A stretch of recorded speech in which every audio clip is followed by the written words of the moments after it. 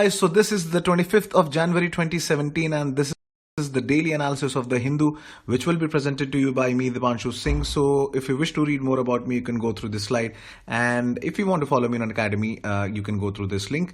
That will actually help you in getting through my courses and finding my courses easily. And please rate and review the course and recommend each and every video. So before we begin today, I want to take this opportunity to thank you guys for helping me reach 1 million video views on my courses. Really thankful and really overwhelmed with all the love and support that you guys have shown me. But then this is just the beginning and the work is half done, and because we have promises to keep and miles to go before I sleep. So this is a poem by Robert Frost in which I believe in. So keep showing the love and support that you have shown us, and we'll try and do much more better in our endeavors to keep you guys happy and satisfied in your preparations. So the practice question for today is regarding the theme of the 2017 Jaipur Literature Festival. So choose the correct option from that, and the answer for yesterday's question regarding the East African community is these 3 countries. Along with that, 3 other countries are part of it. So the first page news is that Cabinet has given approval to the bill to make IIMs as autonomous institutions. So the Union Cabinet has cleared the IIM Bill 2017, which will actually allow them the complete autonomy combined with adequate accountability. So this will actually allow them to award degrees instead of the diplomas, as in the case now. So as of now, they only used to give PGDBM diplomas, but now they will be giving the degrees once this bill is passed. And the bill will also ensure that IIMs are board driven, with the chairman and the director will be selected by the board. So there will be minimum interference by the Ministry of HRD and the government officials, because currently the board largely makes recommendations and the government either accepts it or rejects the proposal, which was the bone of contention between the autonomy of institutions. And there was a lot of complaints to the Ministry of HRD regarding providing autonomy to these institutions. So there will be a coordination forum. So it will work as an advisory body consisting of 33 members, and chairman will be selected by a search cum selection committee. So these all points are important because you need to know about the bill in detail. And it will also constitute a governing board of an IIM, which will have 15 members, including 3 women members and 5 from the alumni community. So this is also important with the increased role of women in the governing board. And the bill will also provide for a periodic review of the IIM's performance by independent agencies, which will also they will have to also table the annual report in the Parliament, and the Comptroller and Auditor General will be auditing their accounts. So these are the main highlights of the bill, and please do remember them and make notes as if you wish so. And the next news is regarding political funding. So 69% of the political funds come from unknown sources. This is done by by an analysis done by the Association for Democratic Reforms. So the total income of national and regional political parties between this period stood at 11,367 crore, with the highest amount for being the Congress share. That is not surprising at all. However, 69% of the income of these parties was from the unknown sources. This is the main point. And the income of the national parties from unknown sources increased by 313% during the decade. And for the regional parties, it went by a whooping number of 652%. So the BSP is the only party which has got 100% of its income through donation from unknown sources. That is surprising, not surprising in fact at all. And its total income increased by 2075%. Can you just imagine the number, from 5.19 crore during to triple 1.96 crore during 2014 and 15. So the details of the donors pertaining only to rupees this was available, and the income from other sources such as the sale of assets, membership fees, bank interest, and the sale of publication was this much. So these points can be used when you are writing answers regarding the electoral reforms and the and bringing the political parties under the purview of the RTI.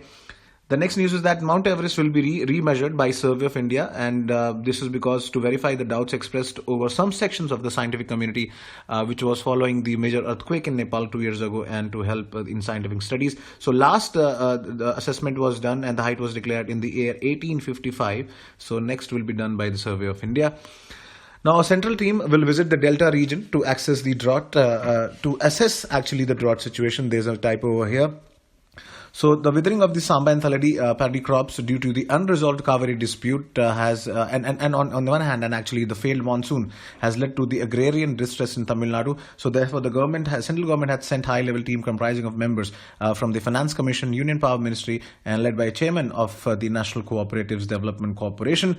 So the farmers pointed out that the absence of the Kaveri Management Board and the Kaveri Water Regulatory Commission, as mandated by the Kaveri Water Disputes Tribunal, was one of the main causes of the agrarian distress. And as you know, that the Kaveri Water Dispute Tribunal mandated the establishment of the Kaveri Management Board to ensure the implementation and compliance with 2007 award on sharing of the river water. And this board is headed by the chief engineer, so this is important. And therefore, the farmers pleaded with the central team to come out with some result, unlike previous teams sent by the Supreme Court in October last year. So this was very much in news, the issue of the Kaveri water sharing between Tamil Nadu and Karnataka. The next is climate-related news. So this is very important for a prelims point of view. So 2 new missions will be added to address the impact of climate change on health, coastal zones, and waste to energy. And it will make the India's 8-point plan to fight climate change to the number increasing to 11. So what are those 8 missions? So you need to know these, and once these are launched, we will add these to the list. So presently, there's the 8 missions are National Water Mission, Green India Mission, Solar Mission, Mission on Sustainable Habitat, National Mission on Enhanced Energy Efficiency, the National Mission on Sustainable Himalayan Ecosystem, other on the Sustained Agriculture, and a National Mission on the Strategic Knowledge for Climate Change. Now, another very important news from environment point of view. So India will ratify actually amended version of the Kyoto Protocol. So we'll look into details of Kyoto Protocol. Before that, we'll look at why it was being done. So it is done to pressurize the developed countries. So India had ratified amended version of the Kyoto Protocol. So because only now, up till now, only 75 countries had ratified the amended version of Kyoto Protocol, which is called the Doha Amendment, which was spanning from the year 2012 to 2020. But it is falling short of 144 countries to put it into force. So Kyoto Protocol of 97 came into force in 2005, and then it was hoping to reduce the emission level by 5.2% of 1990 level.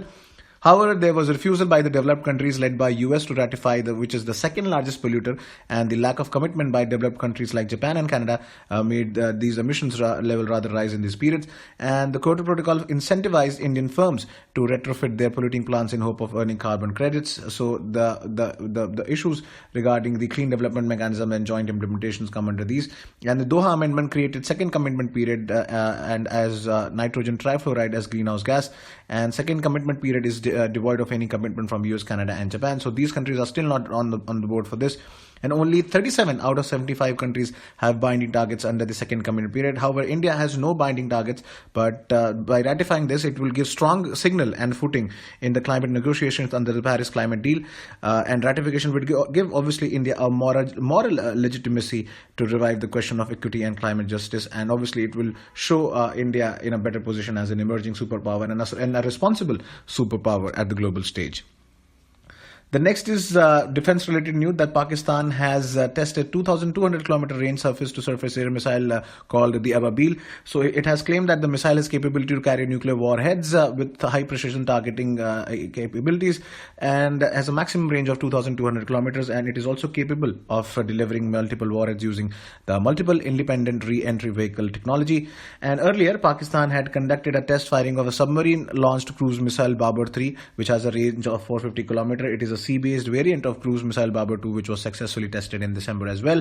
So related news related to defense with India is that the testing of Pinaka rockets with a guidance system and an enhanced range was done at the Chandipur Integrated Testing Range, which is developed by the Research Center Imrat, that is in Hyderabad, which is under the DRDO. And India is hoping for the 75 billion infrastructure fund from UAE. So India and UAE are expected to announce an agreement for more than a dozen of agreements will be signed because the Crown Prince of UAE is on an official visit to India for the Republic Day celebrations as its chief guest. And it will also include an MOU on the proposal of $75 billion UAE Sovereign Wealth Fund investment in Indian infrastructure that has been hanging around for 18 months. And the agreement will also include MOUs on investment, strategic partnership on oil, energy, and defense manufacturing and the purchases. Now, the national page to international to the business news. So, Varisht Pension Bima Yojana has been given cabinet approval. So, cabinet has given post facto approval for the introduction of this scheme from 2017, and it will be implemented through Life Insurance Corporation of India to provide social protection to people above 60 years of age. It will involve buffer for market shocks, and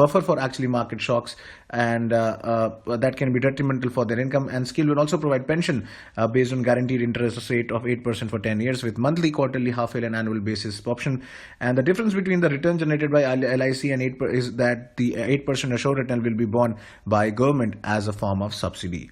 Now, Cabinet has cleared interest waiver to fit farm loans. So, Cabinet gave an ex post facto approval for the interest of 2 months for the month of November and December 2016 for farmers accessing short-term crop loans from cooperative banks.